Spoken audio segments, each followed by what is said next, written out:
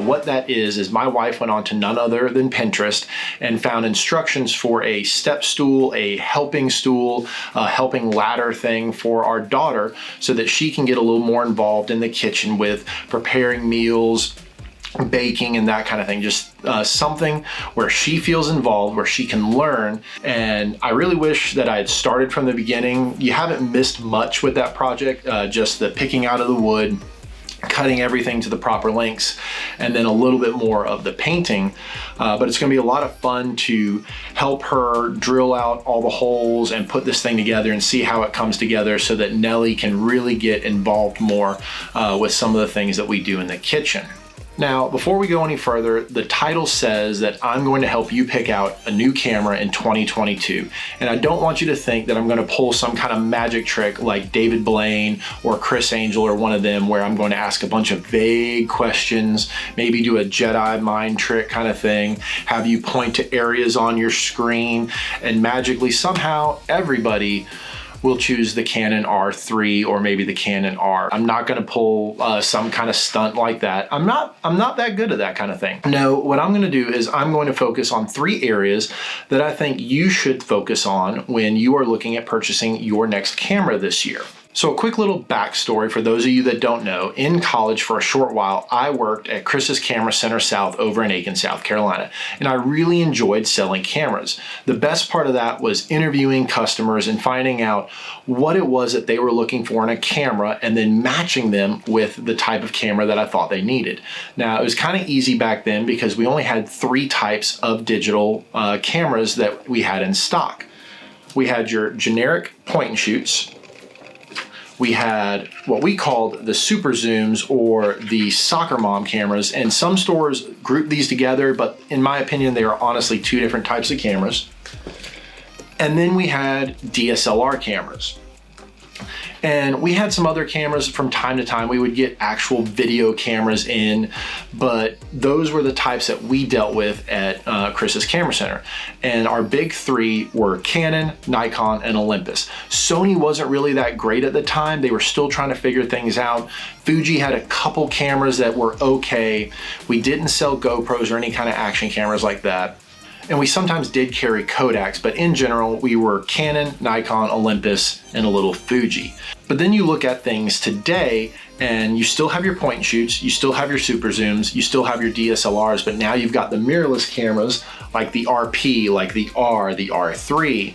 A lot of Sonys are all now mirrorless, and they're different from DSLRs. You also have your action cameras, your GoPros, your Insta360 Goes, those kind of things. You have your cell phone, you have all these different camera systems that you have to consider when buying this day and age. So it's a little more difficult, but at the end of the day, you can still whittle things down to 3 categories to help you pick out that camera this year. So let's go ahead and get started. And point number 1 is, what is your budget? How much are you willing to invest in this camera? And that's the main word. I feel like it's not necessarily budget, it's invest. Whether you are picking out a little point and shoot, whether you're going with a super zoom, whatever camera you're getting, it's an investment. You should really look at it more like buying a car or a house. You're not purchasing it to then replace it hopefully really quickly. You want this to last a long while. My 70 lasted a decade, just about, it felt like. You're looking at a piece of equipment that'll hopefully span some time and give you lots of great video, lots of great photos, and that kind of thing. And 2 things to remember under the budget, so it's kind of like putting little bullet points under the main point, is that number 1, you need to make sure that your budget is reasonable and has room to expand. Because if you go with a point and shoot, okay, you just get the point and shoot, you may get an extra battery or 2. But if you go DSLR or mirrorless, you need to start thinking about glass, lenses. You need to start thinking about more batteries again. If you're gonna do video, you need a microphone. You need to start thinking about those kind of things. So whatever your point is, you need to give yourself a little bit of wiggle room there. And then the other thing to consider too is once we get to points 2 and 3, your focus may shift one way or the other. So once you get your initial budget set, Now it's time to move on to number 2. And that is, what are you planning to do with this camera? Are you planning to vlog with it? Are you looking to just take cute pictures of your dog? Once you start thinking about what it is that you're going to do with the camera, like I said, your budget may shift a little bit. You may think to yourself, okay, initially you just wanted a simple point and shoot. But as you start thinking about it, you go, you know what? I kind of want the ability to expand a little bit. I would actually like to have a little more control over the settings of the photos that I'm taking, of the video that I'm taking, so you bump it up a little bit, or maybe you bump it up 2 notches. Along the same lines, you may bump down a little bit. Not necessarily in price, but you may bump down in what you were initially looking at. A great example is with vlogging these days. I'm currently shooting on my Canon R, and I've done it on the RP, but there's one great camera out there that a lot of vloggers and YouTubers have been talking about, raving about, is the Sony ZV-1. And it's actually a point and shoot. It's a little bit bigger than this little Kodak Easy Share. The picture quality is amazing. The audio is really, really good for a point and shoot. It's easy to hold out. And one of the best parts is it doesn't draw a lot of attention in public. People will notice a DSLR or a mirrorless camera on a GorillaPod out in public. They're less likely to respond to a point and shoot camera with a flip LCD screen that somebody's holding out, excuse me, with my light there, that somebody's holding out in the supermarket, in the store. The price of that is still $750, $800, but now you've gone from going, oh, I have to have a DSLR, I have to have a mirrorless camera, I have to have a super zoom. You've now gone down to a point and shoot, although your price point has gone up. And again, you have to give yourself a little bit of wiggle room. If you are just getting into photography, you don't want to go out and buy the most expensive Sony camera and just sink a lot of money. It's a great idea, like I said, that it is an investment and that you create a little bit of ceiling for yourself, but don't get so far in over your head that it's no longer enjoyable. All right, so now we've got your budget. We've probably adjusted your budget a little bit. We've added some things more than likely that you weren't already planning on doing. And now we've also figured out what it is that you want to do. You're going to be the next Peter McKinnon, the next Peter Lindgren, the next Matty Hapoyo. Maybe you're going to be the next Jenny Southworth, some great photographer.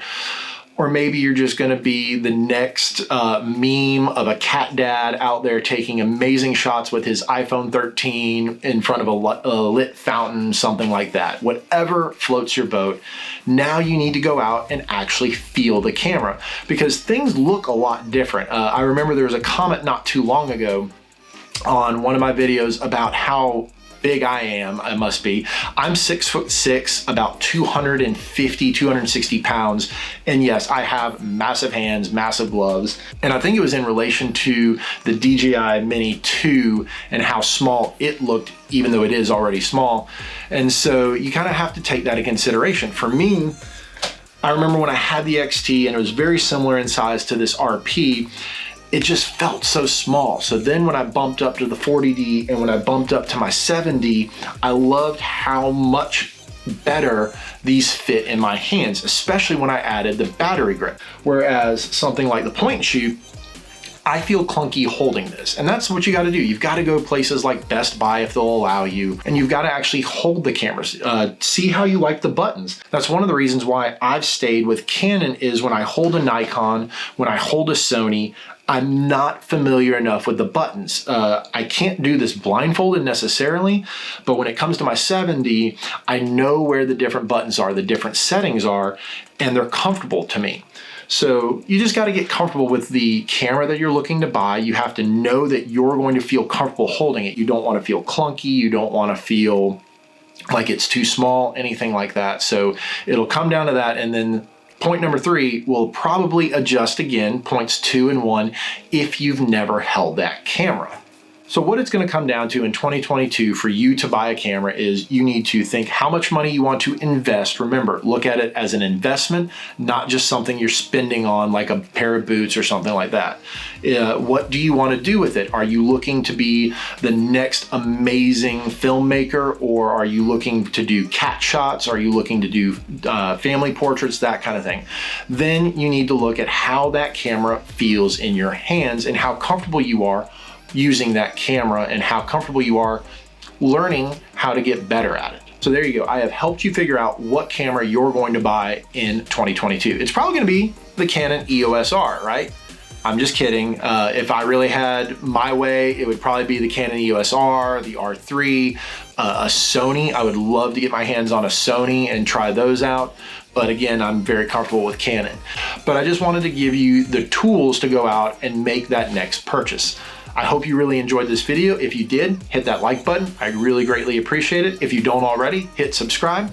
Maybe even send this to somebody that you think could use a little help with picking out their next camera, and drop a comment down below and let me know, what camera are you hoping to buy? Are you actually going to buy this year? I really enjoy getting to interact with you down in the comment section, and I love seeing the different viewpoints on what it is that I said in regards to one camera or another, and what it is that you're shooting on in 2022, because it might, you never know, it might influence what I do next. So I really appreciate it, and I will catch you in the next video.